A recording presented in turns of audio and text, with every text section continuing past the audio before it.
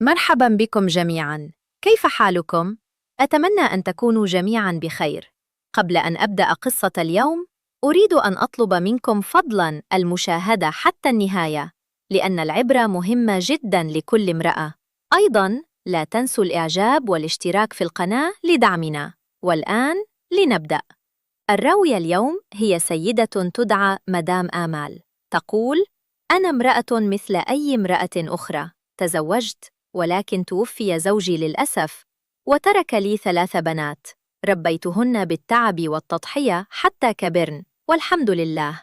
زوجت الكبيرتين وأنجبن أطفالاً، وانشغلت كل منهما بحياتها.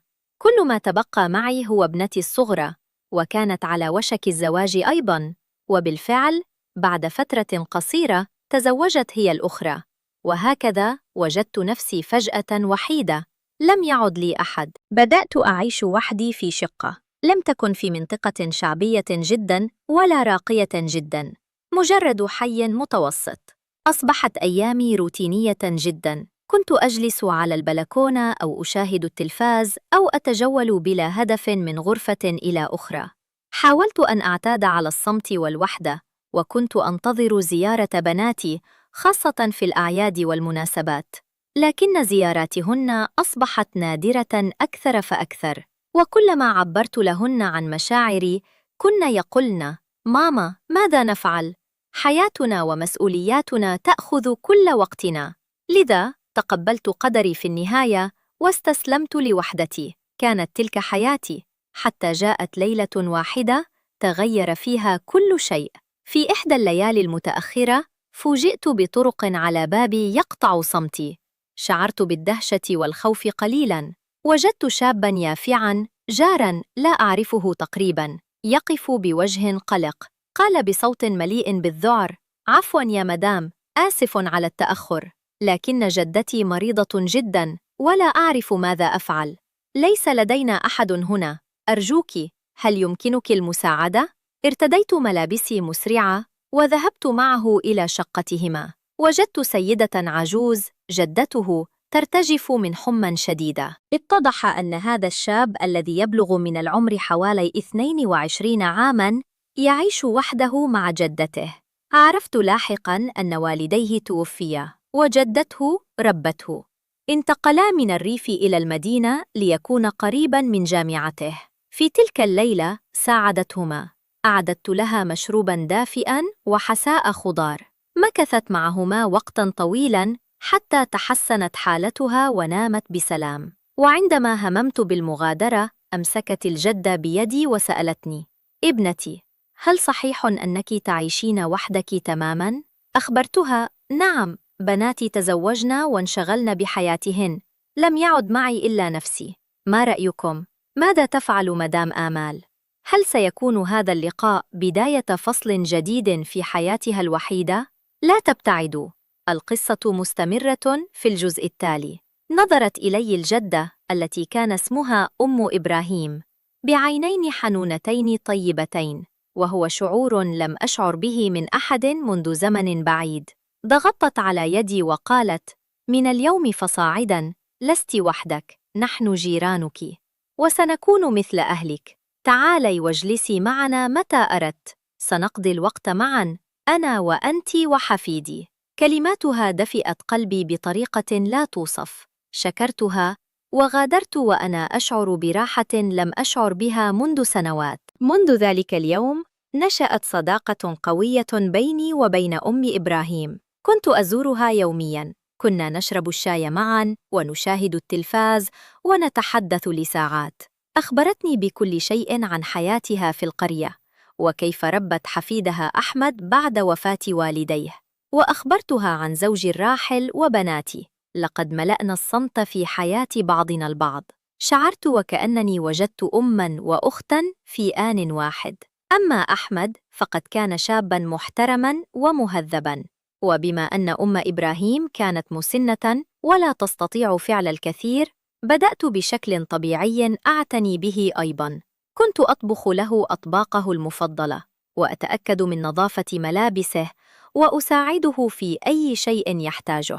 كان بمثابة ابن لي، وكثيرا ما كان يطرق بابي لأتفه الأسباب، حتى في وقت متأخر من الليل، ليطلب مني طهو شيء معين أو مساعدته في مهمة ما. كنت أمازحه قائلة: أحمد، ليس من المناسب أن تطرق بابي في هذه الساعة، أنا مثل أمك، يجب أن تحترم ذلك. كان يضحك ويقول: مثل أمك؟ لا أحد سيصدق أنك كبيرة بما يكفي لتكوني أمي. أي شخص سيقول إن عمرك 25 سنة فقط؟ كنت أضحك على كلامه طبعاً. عمري كان في الأربعينات، وابنتي الكبرى تكبره سناً. كانت مجاملاته لطيفة، لكني اعتبرتها كلمات حفيد يحاول إسعاد جدته بالتبني. كثيراً ما كان يقول: أنت عجبتني من أول مرة شفتك فيها، كل حاجة فيك حلوة ومختلفة. كنت أبتسم وأغير الموضوع.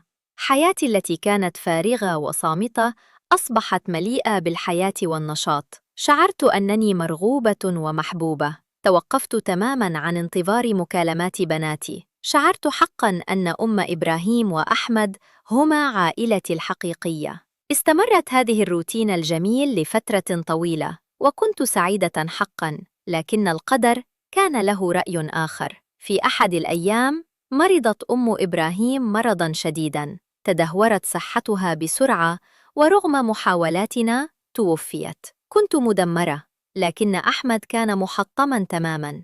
كان في حالة لم أرها مثله من قبل. في الليلة التي تلي العزاء ذهبت لأطمئن عليه، فوجدته في حالة مروعة يبكي دون توقف. كيف ستتعامل مدام آمال مع هذه الأزمة الجديدة؟ هل ستصمد علاقتها بأحمد بعد فقدان أم إبراهيم؟ تابعوا الجزء التالي لتعرفوا. وجدت أحمد جالساً على الأرض ممسكاً بصورة جدته يبكي بحرقة.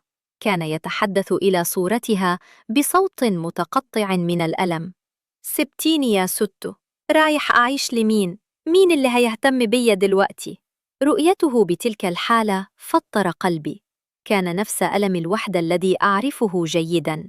لم أفكر، غريزة الأمومة لدي سيطرت علي. جلست بجانبه وضممته إلي، وأسندت رأسه على كتفي وتركته يبكي. كنت أمسح على شعره وأهمس بكلمات مواساة أحاول تهدئة ألمه. احتضنته كما تحتضن الأم طفلها. بكى طويلاً، وأخيراً منهكاً نام ورأسه على حجري. لم أستطع تحريكه. بقيت هناك طوال الليل، أرعاه حتى الصباح. عندما بزغ الفجر تسللت بحذر وعدت إلى شقتي. بعد فترة قصيرة جاء راكضاً يطرق بابي بعنف. عيناه كانتا حمراوين ومنتفختين. نظر إلي بذعر وقال: سبتيني أنا كمان؟ سبتيني لوحدي زيها بالضبط؟ حاولت تهدئته: أحمد، أنا بس رجعت البيت عشان أتجدد، هطمن عليك بعدين، وعد. لكنني أدركت الموقف. قلت له بلطف: أحمد، الأمور لازم تختلف دلوقتي. أنا كنت آجي عشان جدتك كانت هنا، دلوقتي أنت شاب كبير وتعيش لوحدك. مش من المناسب إني أدخل وأخرج من شقتك في أي وقت. حيقول الناس إيه؟ لازم تفهم كده. تغير وجهه، نظر إلي بيأس مطلق وقال: يعني حتسبيني أنا كمان؟ ده اللي كنت خايف منه، حفضل لوحدي. وبدأت الدموع تتجمع في عينيه مرة أخرى.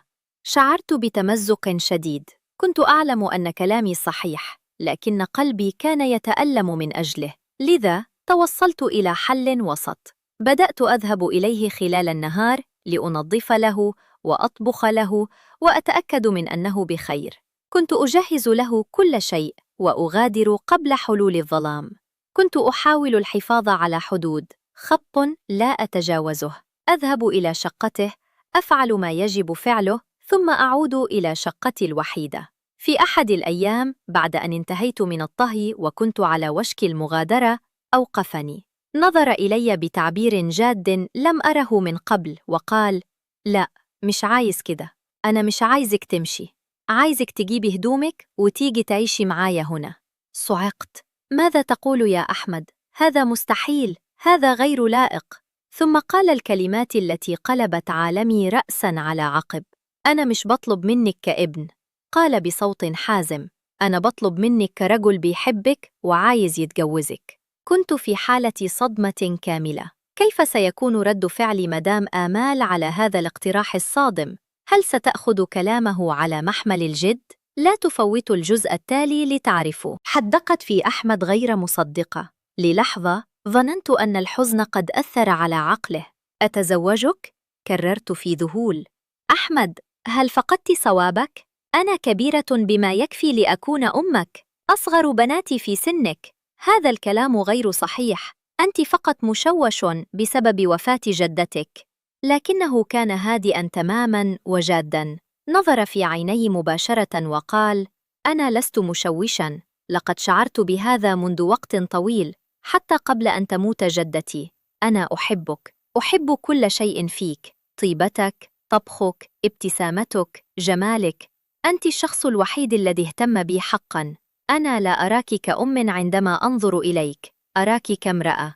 اقترب خطوة أخرى. أنا جاد يا آمال، أنا عايز أتجوزك، عايز أقضي حياتي معاكي. أنا مش عايزك تكوني مجرد الست اللي بتطبخلي وتمشي لبيتها الفاضي. أنا عايزك هنا معايا كمراتي. بقيت عاجزة عن الكلام. عقلي كان يصرخ أن هذا خطأ، أن هذا جنون، لكن قلبي كان يدق بعنف. لسنوات شعرت أنني غير مرئية. كنت مجرد أم وجدة، شخص يعتبر أمرا مفروغا منه. زوجي رحل منذ زمن بعيد لدرجة أنني نسيت معنى أن أكون مرغوبة، أن أرى كامرأة. قبل أن أتمكن من تكوين فكرة متماسكة، اقترب مني أكثر وضمني إلى عناق دافئ. تجمدت لثانية، ولكن بعدها ذاب شيء بداخلي. لم أدفعه بعيداً، تركته يحتضنني. تركت نفسي أشعر بدفء عناقه، بقوة ذراعيه الشابتين حولي. في تلك اللحظة شعرت بفيض من المشاعر دفنتها لسنوات. شعرت أنني مرغوبة، شعرت أنني جميلة، شعرت أنني على قيد الحياة. كان شعوراً افتقدته منذ زمن طويل، شعوراً ظننت أنني لن أشعر به مجدداً أبداً. نسيت تماماً عمري وبناتي وكلام الناس، استسلمت للشعور فقط. عندما افترقنا أخيراً نظر إلي وقال: روحي البيت دلوقتي وفكري في اللي قلته. أنا هاجي بكرة عشان آخد ردك النهائي. مشيت إلى شقتي في حالة ذهول. قضيت الليل كله أتقلب في الفراش، أتجادل مع نفسي. عقلي يقول لي إنه خطأ كبير، لكن قلبي الوحيد الجائع كان يهمس بقصة مختلفة. في صباح اليوم التالي طرق بابي. كانت عيناه مليئتين بالأمل والقلق. فكرتي؟ سأل. ما هو قرارك النهائي؟ أخذت نفساً عميقاً. أحمد، ظننتك كنت بس بتكلم، ما تخيلت أبداً إنك جاد الهدرجة. قال: والله ما كنت جاد في حاجة في حياتي زي ما أنا جاد دلوقتي. أنا مستعدة أسيب دراستي، أعمل أي حاجة عشان أكون معاكي. بالنظر إلى عينيه المصممتين شعرت بكل مقاومتي تتداعى. ماذا سيكون رد مدام آمال؟ هل ستتبع عقلها أم قلبها؟ القصة تختتم في الجزء التالي. اتخذت قراري. نظرت إلى أحمد، هذا الشاب الذي لا يراني كامرأة عجوز، بل كامرأة تستحق الحب. لا، قلت بهدوء، لا تترك دراستك، لا تضحي بمستقبلك. بدا محطماً للحظة. حتى أكملت: سأحضر أغراضي، سآتي وأعيش معك.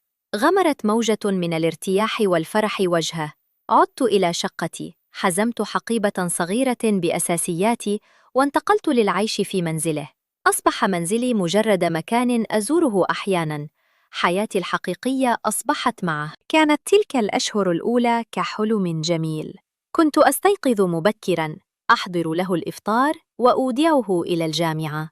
أثناء غيابه كنت أنظف الشقة وأحضر غداءه المفضل، وعندما يعود كنا نأكل معاً ونتحدث عن يومه ونستمتع بوقت بعضنا البعض. للمرة الأولى منذ سنوات شعرت بإحساس الهدف والانتماء. كان حنوناً ويقظاً لاحتياجاتي، ويجعلني أشعر أنني أثمن إنسان في العالم. شعرت كأني عروس من جديد، امرأة شابة في الحب. كنت سعيدة، سعيدة حقاً. كنت أعرف في أعماقي أن ما نفعله غير تقليدي، لكني كنت أدفع تلك الأفكار جانباً. أقنعت نفسي أن هذه فرصتي الثانية للسعادة. مع ذلك، ظل صوت صغير في رأسي يحمس بالشكوك. كنت أعلم أنه صغير، كان مجرد مراهق في 22. كنت أعلم أن هذا الشعلة قد لا تدوم. كنت مرعوبة من أن يستيقظ يوماً ويدرك خطأه. كنت خائفة من أن يمل مني وأن ينظر إلى النساء في مثل عمره ويندم على ربط نفسه بامرأة أكبر منه. كنت أعلم أنني مخطئة لسماحي بحدوث هذا. كان علي ألا أفتح له الباب أو أعطيه تلك الفرصة أبداً. لكنني كنت ضعيفة، كنت وحيدة، كنت جائعة للحب والحنان الذي كان يقدمه لي بحرية. رغم مخاوفي، عشت اللحظة، أستوعب كل ثانية من وقتنا معاً. أحببته حقاً، لكنني كنت أيضاً في انتظار سقوط الحذاء الآخر. كنت أنتظر اليوم الذي سيدفعني فيه بعيداً. هذا الشعور بالذنب والخوف المتواصل دفعني في النهاية لمشاركتكم قصتي. أنا أشارك قصتي لكي تأخذ كل امرأة عبرة من خطئي. بغض النظر عن مدى وحدتك، يجب عليك احترام عمرك وظروفك. لا يجب أن تلاحظي الأوهام. أنا لست فخورة بما فعلته. أعلم أنه كان خطأ. الآن، سعادتي مشوبة بالخوف الدائم من نهايتها. إنه جاري. الأبواب متقابلة. لا أستطيع أن أختفي فقط. أنا عالقة. أنا أعيش كذبة. أنتظر انهيارها في أي لحظة. ماذا علي أن أفعل؟ كيف أنهي هذا قبل أن يدمرنا كلينا؟ وضعي صعب جدا. أحتاج نصيحتكم. ما هو الشيء الصحيح الذي يجب فعله؟ وها أنا ذا أحكي لكم قصتي كاملة كما حدثت تماما. أنا امرأة وجدت الحب في أكثر الأماكن غير المتوقعة، مع رجل يصغرني سناً لدرجة أنه يمكن أن يكون ابني. أنا أعيش حياة لم أتخيلها أبداً لنفسي، حياة مليئة بالشغف والرفقة، ولكنها أيضاً مليئة بالقلق المستمر والخوف من المستقبل. لا تزال بناتي لا يزورنني، إنهن مشغولات بعائلاتهن، غير مدركات تماماً أن أمهن بدأت حياة سرية جديدة بجوارهن مباشرة. أتساءل أحياناً، ماذا سيفعلن إذا عرفن؟ هل سيخجلن؟ هل سيغضبن؟ أم أنهن حتى لن يهتممن؟ الفكرة ترعبني، لكن فكرة خسارة أحمد ترعبني أكثر. إنه عالمي كله الآن. لقد أعاد الألوان إلى حياتي بالأبيض والأسود، ومع ذلك لا أستطيع التخلص من الشعور بأن هذا كله مؤقت. إنه شاب صغير، حياته كلها أمامه. يجب أن يتزوج فتاة صغيرة وينجب أطفالاً ويبني مستقبله مع شخص في مثل عمره. ماذا يمكنني أن أعطيه على المدى الطويل؟ سيدرك هذا في النهاية، وعندما يحدث سيكون الألم لا يطاق. أعلم أنه يجب أن أكون أنا القوية. يجب أن أكون أنا من ينهي الأمر قبله، لأحمي نفسي من انكسار قلب لا أعتقد أنني سأنجو منه. لكن كيف أدفع بعيداً الشخص الوحيد الذي جعلني أشعر بالحب والرغبة؟ كيف أعود إلى تلك الشقة الصامتة الخاوية بعد أن اختبرت هذا؟ وحتى لو حاولت، كيف أتجنبه وهو يعيش عبر الصالة مباشرة؟ كلما خطوت خارجاً أخاطر بمقابلته. كيف أنظر في عينيه وأتظاهر أنني لا أشعر بشيء؟ أنا محاصرة في موقف من صنعي ولا أعرف كيف أهرب. أرجوكم، أتوسل إليكم، شاركوني بنصيحتكم في التعليقات. قولوا لي ماذا أفعل؟ كيف أجد القوة للانسحاب؟ كيف أقطع هذه العلاقة بطريقة تؤذيه وتؤذيني بأقل قدر ممكن؟ والأهم من ذلك، كيف أتعلم العيش وحدي مرة أخرى بعد كل هذا؟ من فضلكم، شاركونا بأفكاركم ونصائحكم. آراؤكم تعني لي الكثير، وأنا تائهة حقاً. لا تنسوا الإعجاب والاشتراك في القناة لمشاركة حكمتكم. وإذا أردتم معرفة ما سيحدث بعد ذلك في حياتي، وما إذا كنت سأجد مخرجاً من هذه المعضلة، تابعوا القناة للتحديث القادم. شكراً لكم على الاستماع إلى قصتي.